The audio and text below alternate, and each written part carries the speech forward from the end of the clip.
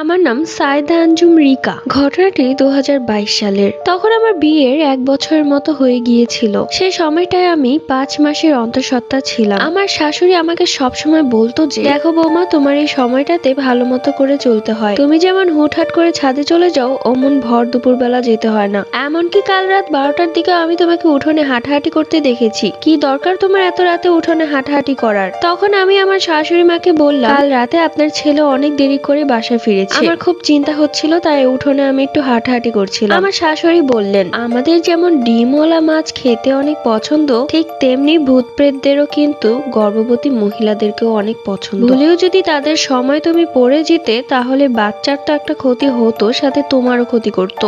দেখুন মা, এই সমস্ত কথা আগের কালেই মানায়। এখনকার যুগে এইসব কে বিশ্বাস করে? আরে আগের মানুষ কি মিথ্যা কথা বলতো? আমার ছেলে হওয়ার সময় আমি কত মেনে চলতাম এইসব বিষয়, যার কারণে আর কোনো সমস্যা হয়নি। যাকে তোমরা এখন আধুনিক যুগের মেয়ে, তাই তোমাদের আগের কথা বলেও লাভ নেই। তারপরেও বলবো একটু সাবধানে চলাফেরা করো। ঠিক আছে মা, আপনি ও নিয়ে একদম চিন্তা করবেন না, আমি সাবধানেই চলাফেরা করব। সেই দিন রাতের বেলা আমার হাজবেন্ড আবারও দেরি করে বাড়ি ফিরছিল। রাত 12:30 বেজে গেছে, কিন্তু তার আসার কোনো নাম নেই। আমার মনে কোনো ভয় ডর ছিল না, কিন্তু আমি তাকে খুব সন্দেহ করতাম। যখন থেকে শুনেছি তার অফিসের কলিগ মেয়েটা তাকে পছন্দ করে, ঠিক তখন থেকে আমার মনে সন্দেহ।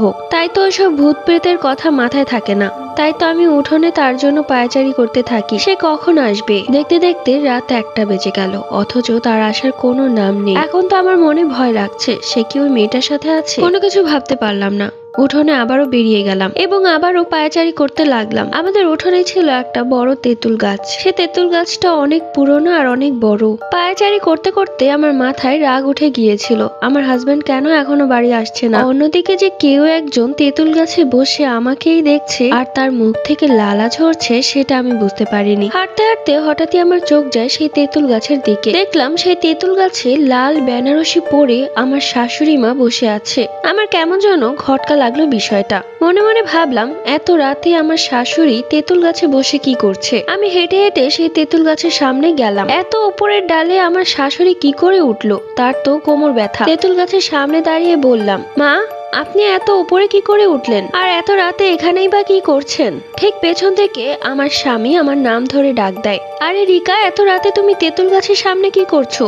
স্বামীর গলা পেয়ে পেছনে ঘুরে তাকাই, দেখি তিনি এসে পড়েছেন। সাথে সাথে তেঁতুল গাছে তাকাই, দেখলাম সেখানে কেউ নেই। আজব তো, কিছুক্ষণ আগে আমার শাশুড়ি মা এখানে ছিল, তাহলে তিনি কোথায় গেলেন? আমি আমার স্বামীকে কোনো কিছু না বলে দৌড়ে গেলাম শাশুড়ি মায়ের ঘরে। গিয়ে দেখি উনি কাঁথা মুড়ি দিয়ে ঘুমিয়ে আছেন। তাহলে একটু আগে আমার শাশুড়ি রূপে যাকে দেখলাম, সে কে ছিল?